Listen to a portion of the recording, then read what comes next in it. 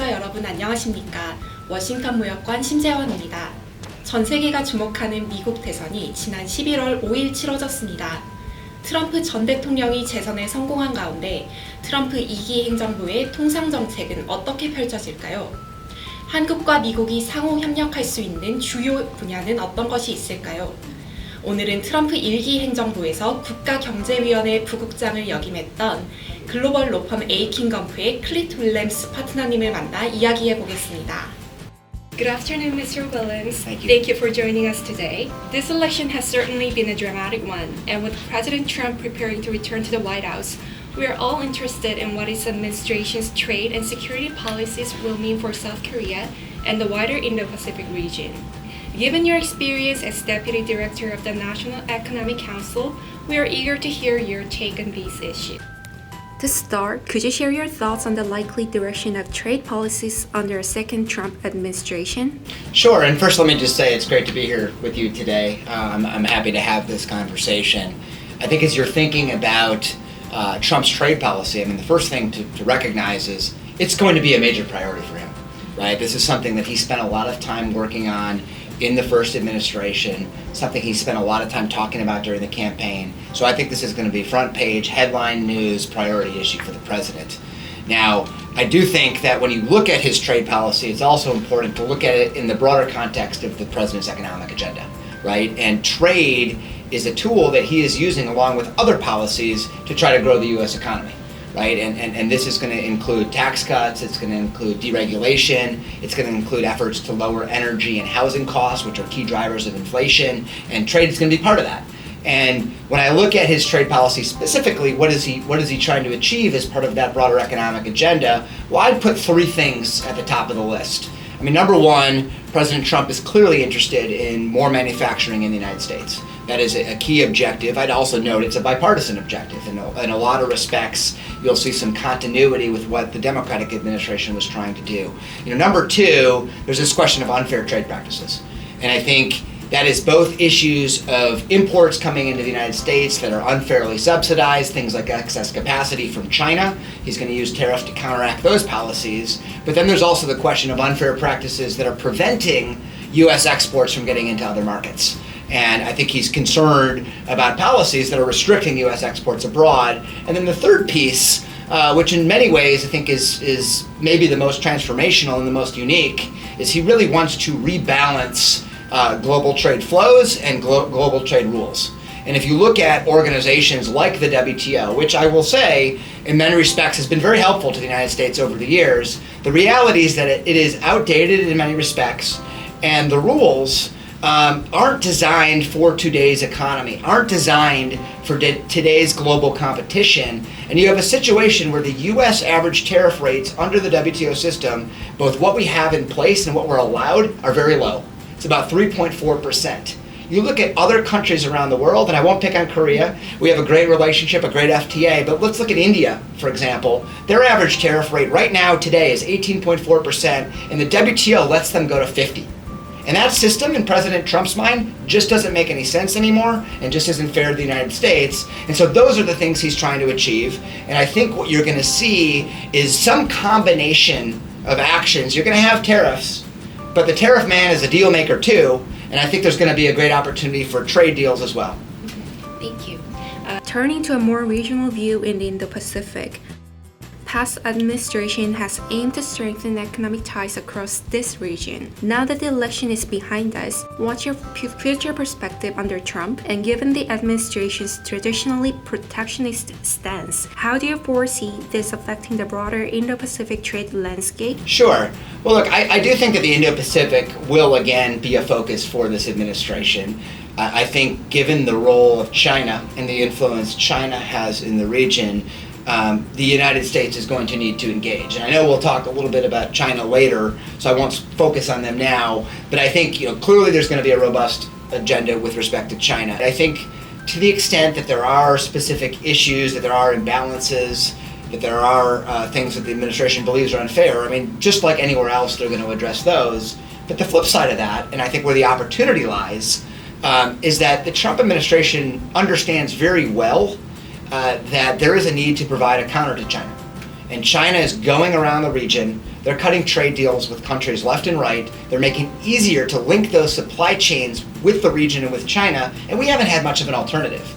And a lot of folks in the Trump orbit have been critical of the Indo-Pacific Economic Framework because even though it's nice that we're talking and we're trying to coordinate at a high level, there's no real substance. And I do see the Trump administration being interested in doing deals in the region to try to address that. Now, they might not be, your old-fashioned comprehensive FTAs. We might start small on specific sectors where there's a real interest in diversifying away from China, or on sort of, cutting edge issues like digital. But I do expect that in addition to sort of aggressively pursuing what the president perceives as unfair trade practices, he's also going to have a positive agenda that looks to build those links, build those bridges, especially to be a counterweight to China. Thank you. Now, let's consider the big picture of US-China trade relations. With the ongoing complexities in the relationship with China, how do you think a Trump administration would balance economic interests with trade policy? Should we expect any significant shift, particularly regarding tariffs or policies affecting China's technology and manufacturing sectors? Yeah, so I think at a big picture level, the continuity between Trump term 1 to Biden to Trump term 2 is going to be there. Right? And that's that the U.S. does view China in many respects as an existential threat to the values that we hold dear, whether it's the democratic issues, whether it's fair free market competition, and so I think, and whether it's the rise of China's military. And so I think you are going to see a very robust China strategy, just as you've had under Biden. Now the difference here is I think President Trump and his team will be much more proactive. Right? I mean, the Biden administration deserves a lot of credit on export controls. They did some cutting edge things, and most of the Trump folks are supportive of that, and I expect continuity there.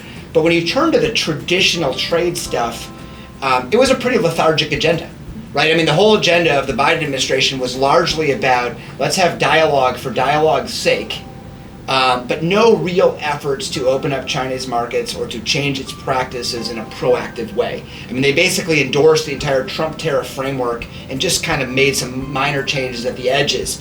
What I expect out of President Trump is much more proactive, using tariffs and other tools to create leverage on China to change their behavior. And I really think that that is the kind of approach that they're going to take. Now, what I hope we can do as well is that we find a way, better than we did the first term, quite frankly, of working together with partners and allies who see the problem the same way, and figuring out how can we leverage this together to address those problems. Because again, I think the U.S. Is concerned, but the U.S. can't solve all these problems alone. And so I do think as we're thinking about a broader Indo-Pacific agenda, there is some opportunity for cooperation. Thank you. Supply chain resilience has become a pressing issue recently, especially for the US and South Korea. How critical do you believe technology and innovation will be in deepening economic ties? Do you anticipate a stronger emphasis on friendshoring or reshoring of critical industries under a Trump administration? And I think as you go through a lot of these questions, you're not going to see a total change in direction in U.S. policy. I mean, let's be honest, right? Reshoring, friendshoring, that was something you heard a lot from the Biden administration. I think where the big change comes in is the tactics that are deployed to try to achieve those goals. And I do think whereas the Biden administration was very focused on creating consultative mechanisms to try to cooperate, I think the Trump administration will be much more willing to use hard tools, both on the positive and perhaps from a Korean perspective, the challenging side of things, to try to change that behavior. And so I do think there is an opportunity for reshoring or friendshoring. And as I alluded to earlier, I think this concept of sectoral agreements, pick the supply chains we care the most about, where we want to diversify away from China. So that could be semiconductors, that could be critical minerals, that could be EVs and batteries, that could be digital policies more broadly, that could be healthcare. Figuring out ways to have sort of a positive agenda where there's more trade between the U.S. and the allied country, a true friendshoring where we're reducing barriers, we're working together on each other's subsidies programs, we have access to each other's procurement programs. That's the carrot.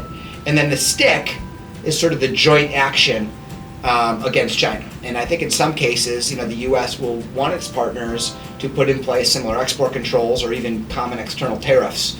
So that's an area I would watch. So it's sort of taking the same concept of friendshoring that the Biden administration had, but actually putting in real substantive commitments, both carrots and sticks, to try to achieve that goal. Thank you. The last question. What do you see as the key areas where South Korea and the United States can cultivate mutually beneficial economic and trade cooperation during a second Trump administration?